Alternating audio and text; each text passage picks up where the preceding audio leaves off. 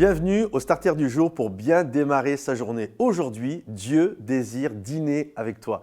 C'est une expression que j'avais entendue lorsque j'étais au Québec et j'aimais beaucoup cette expression, un tête-à-tête, un dîner avec Dieu. Vous savez, quand vous avez besoin de vous confronter à la pensée de Dieu, vous avez besoin d'être remonté, de prendre un instant où, plutôt que de dîner en tête-à-tête avec ma télé ou avec mon ordinateur ou mon téléphone, je prends un tête-à-tête avec Dieu. Je dîne avec Dieu et je laisse Dieu me parler, m'encourager et m'amener là où il désire que je sois. On voit un passage dans la parole de Dieu où deux hommes s'entretiennent de choses qui les rendent tristes. Et ces deux hommes sont ce qu'on appelle les disciples d'Emmaüs. Jésus vient de mourir sur la croix et pour eux, tout est terminé. Ils avaient beaucoup d'espérance en Jésus. Ils pensaient que ça allait être un messie politique et militaire, qu'elle allait les débarrasser des Romains. Mais la réalité, ils voient Jésus mourir sur la croix et c'est comme leur rêve s'effondre. Le pont sur lequel ils marchaient, tout vient de s'effondrer et ils tournent le dos à Jérusalem et ils rentrent chez eux.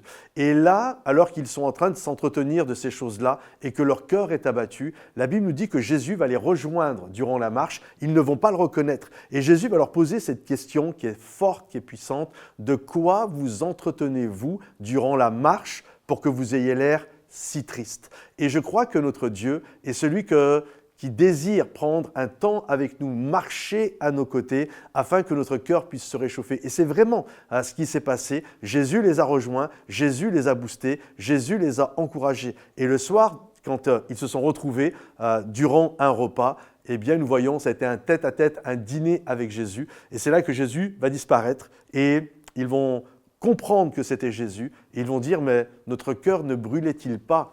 N'y avait-il pas de la chaleur dans notre cœur lorsqu'il nous parlait? Et on voit cette réalité, parfois on s'entretient de choses négatives, pas parce qu'on est des mauvaises personnes, parce qu'on vient de vivre un drame dans notre vie, une tristesse, un rêve qui vient d'être brisé. Et il y a cette réalité, Jésus se tient à côté de toi.